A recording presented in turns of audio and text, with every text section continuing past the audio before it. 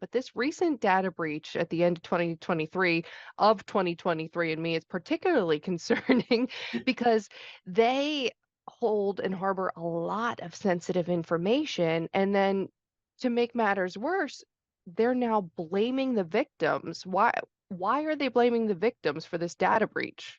Yeah, there's a lot of gall there. So the genetic testing company 23andMe suffered that data breach, and it compromised the data of 6.9 million of its users. And the apparent hackers have already even offered for sale on the dark web, that part of the internet where criminals buy and sell goods and services, the information that they stole.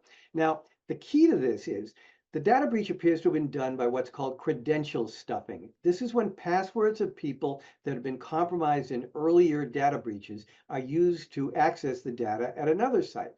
And failing to use a unique password for each of your accounts puts all of your accounts in jeopardy in the event of a data breach like this. So the key thing here was 23andMe, which incidentally has been sued in a class action over this, is now, as you said, blaming victims of the data breach because of their use of previously used and compromised passwords, saying they are responsible for the data breach. And while the data breach doesn't appear to have been totally due to faulty security at 23andMe, they really are to be faulted failing to anticipate and plan for such an attack and failing to encrypt the sensitive data that they hold.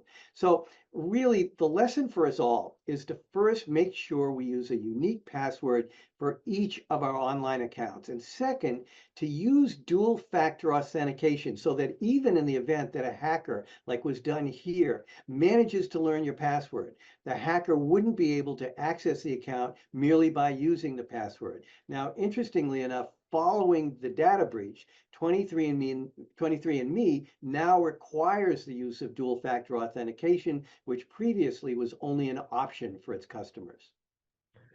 Do you think we're going to see other companies now try to use that same argument? This is your fault. Don't recycle your passwords. Are we going to see more of this to try to have companies shift the blame onto the users whose data they keep compromising?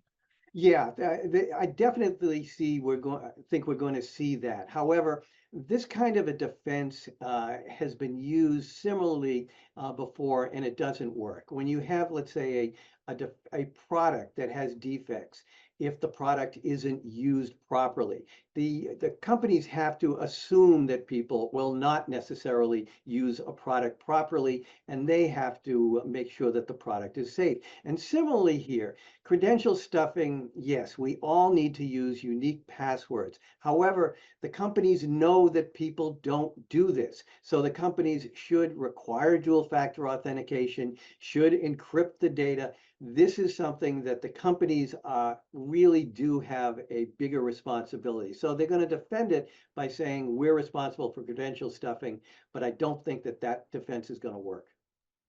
And anytime we are the victim of the data breach, we get a notice, an email, a letter that says, hey, not a big deal, but some information was compromised. We're offering credit monitoring. Is that enough? Should companies be offering more? Is there anything more they can offer us to help? No, unfortunately, after the horses are out of the barn, there isn't much you can do except for monitor to see if there is a problem. And this is kind of the same thing we see with identity theft insurance. It really doesn't protect you from identity theft.